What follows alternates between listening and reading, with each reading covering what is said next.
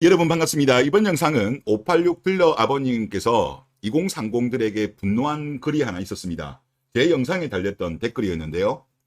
능력이 안 되면 굽신거려라. 그런 내용이었습니다. 그래서 그 내용이 엄청나게 길었어요. 길었는데 이제 그 중에 제가 짧게 가져오면, 지금은 세상이 변했고 아들, 딸 구별 없이 키우다, 잘 키웠다. 그러면 지금 발생하는 문제들은 너희 젊은 세대들끼리 해결해야 하고, 그런데 왜 딸들을 옛날 여자들처럼 키우기를 바라냐. 남자 니네들이 능력이 안 되면 굽신거려라. 그리고 능력이 되어야지 큰 소리를 쳐야 된다. 능력도 안 되는 놈들은 그냥 굽신거리라는 내용이에요. 능력도 안 되는 것들이 뭐 그런 내용이었는데, 많은 분들이 분노를 하시면서 댓글을 달아주셨습니다. 첫 번째 댓글을 보겠습니다. 레이디 퍼스트의 의미가 와전되어 해조의 이미지가 되어버렸습니다. 남자는 당연히 여자를 배려해야 하고 여자는 그 배려를 누리는 이라고 하셨는데, 지금 여성분들이 말하는 게 뭡니까? 뭐 성평등, 남녀평등인데 이제 똑같이 가야죠. 뭐 배려해 줄 필요 있습니까? 그리고 과거에는 사실 여성들이 조금 차별을 받았던 건 인정합니다. 가부장제적인 부분이 있었기 때문에 조금 이제 기존의 어머니 세대들은 저는 희생이라고 보지만, 지금 세대분들 같은 경우는 뭐 희생하는 게 있습니까? 오히려 역대로 봤을 때는 여성들이 가장 편안한 세상이에요. 오히려 남자들이 지금 차별을 받고 있어요. 아니, 대표적으로 보더라도 지금 대한민국 젊은 남성들에 대한 군대, 독박징병, 여기에 대한 제대로 된 보상이 뭐 있습니까? 그리고 이번에 또 수해 현장에서 안타까운 젊은 청년의 목숨을 잃었지 않습니까? 구명조끼 그거 하나 그 몇 푼 한다고 그것도 없이 수해 현장에 보냅니까? 저도 그때 그 영상을 보니까 물살이 제법 세더라고요. 그러니까 지금 대한민국의 어떤 남자들에 대해서 국가도 그렇고 사회도 그렇고 기성세대들도 그렇고 그냥 완전히 그냥 그 족밥으로 보는 것 같아요. 남자들에 대해서. 이런 사회에 대해서 남자들이 더 이상 우리가 희생할 필요가 없어요. 이제는 남자들도 요구를 해야 된다고 봅니다. 그리고 부당한 것에 대해서는 목소리를 내야 된다고 보고요. 그리고 그동안에 여성들한테 많은 호의를 베풀었지 않습니까? 근데 그 호의에 대해서 고마움을 못 느끼고 여성들은 당연한 거라고 생각하고 오히려 그거를 권리라고 지금 생각하는 시대가 되어버린 거예요. 이게 잘못된 방향으로 가는 거기 때문에 이제는 이런 식으로까지 호의를 베풀어 줄 필요가 저는 없다라고 봅니다. 여성들한테 그동안에 뭐 여러 가지 배려를 해준 게 가장 큰 이유가 뭐겠습니까?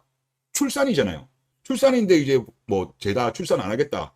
그러니까 이제 뭐 그런 배려를 해줄 필요가 이제 없는 거죠. 오히려 호의를 베풀었더니만 오히려 깽판을 치고 있는 거잖아요. 그래서 저는 이제 그런 시즌은 이제 끝내야 된다. 그렇게 생각됩니다. 그리고 다음 댓글을 보면요. 능력이 없으면 굽신거리라는 게 586 딜러들과 유저들의 기본적인 생각입니다. 요거 기본 마인드가 저도 이건 것 같아요. 남자들은 굽신거릴 바에는 혼자 살겠다고 하거나 해외로 가는 거고, 그런데 문제는 저 능력 있음의 기준이 너무 높다는 겁니다. 군대도 안 간 님들 귀한 딸들도 못하는 기준을 들고 와서 남자 보고 당연히 해오라고 하니 계속 저출산이 심해질 수밖에 없습니다. 라고 합니다. 실제 이제 딸 가지고 장사하려고 하는 586 딜러분들의 케이스를 쭉 보다 보면 실제 보면 이제 그 586 집들이 잘 사는 경우가 거의 없어요. 대부분 보면 그냥 뭐 평범한 서민들, 오히려 서민보다 못한 경우도 많아요. 그러니까 정작 본인도 586 아버님 본인도 그 나이 때 이루지 못한 거, 지금도 이제 나이가 들었음에도 그렇게 이룬 것이 많이 없는 사람들이 많은데, 지금 딸하고 결혼하려는 남자들한테 당당하게 과도하게 요구를 하죠. 그러니까 지금 그런들이 많이 깨지는 거예요. 제 주변에도 지인 중에 이 케이스 몇 번 있거든요.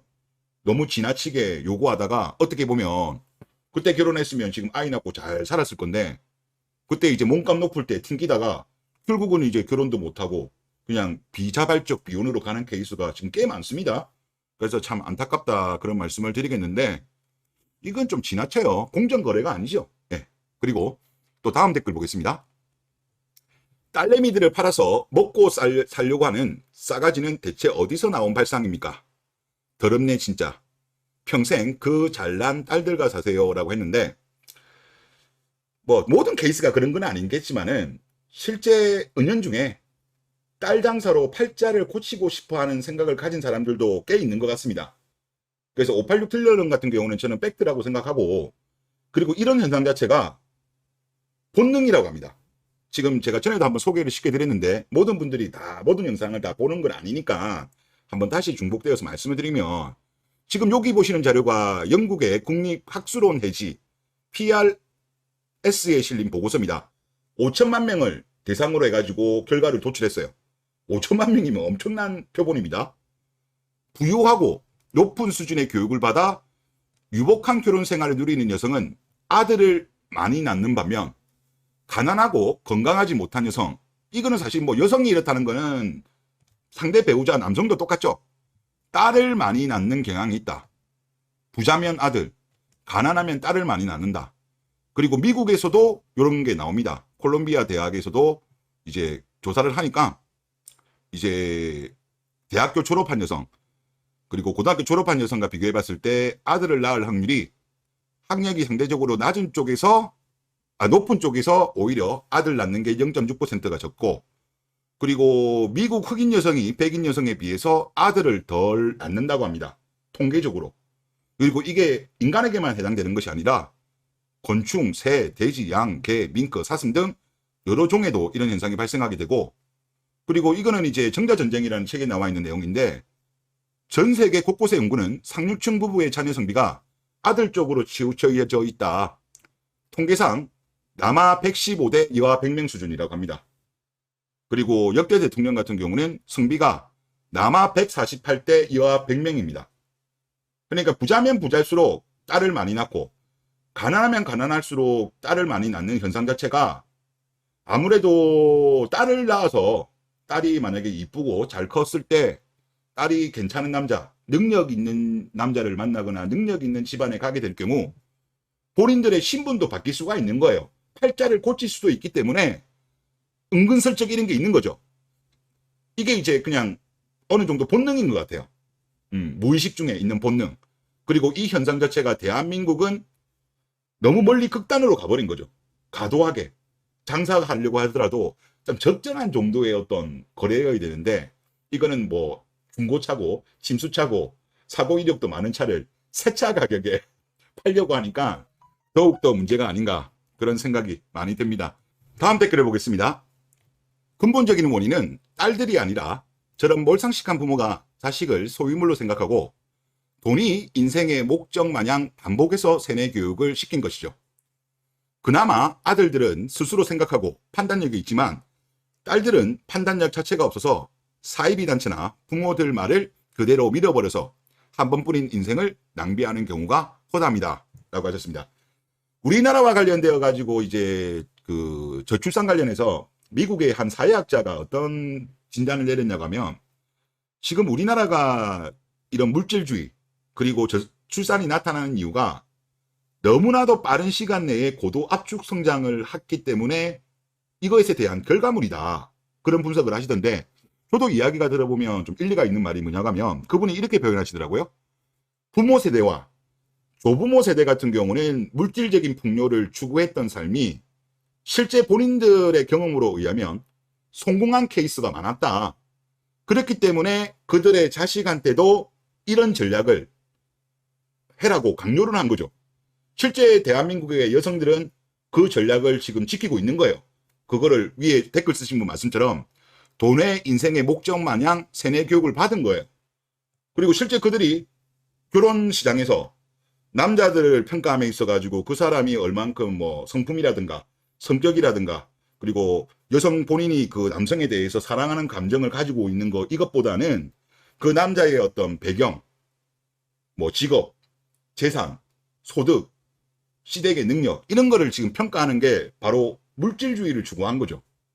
근데 이 전략 같은 경우는 고성장 시기에는 제가 볼 때도 이게는 먹히는 전략은 맞다라고 생각됩니다. 그리고 그런 경험들을 윗세대 분들은 하셨는데, 이거는 저성장 국면에서는 저는 안 먹힌다고 봅니다. 즉 부모 세대하고 지금 전혀 다른 세대로 지금 대한민국이 이제 들어갔음에도 불구하고 부모님들 세대들은 계속적으로 성장하는 사회만 경험했기 때문에 그게 진실이고 진리고 절대적 가치로 생각하는 거죠. 그거를 이제 딸들한테 강요를 한 건데, 이건 제가 볼 때 안 먹혀요. 유럽도 이미 그런 걸 한번 겪었고, 우리 바로 옆에 있는 일본 같은 경우도 1980년대까지는 고도 성장을 했죠. 미국의 기싸대기를 날릴 정도로 엄청나게 일본이라는 나라가 성장을 했지만, 일본도 결국은 장기 저성장을 겪으면서 지금은 이런 현상이 거의 사라졌습니다.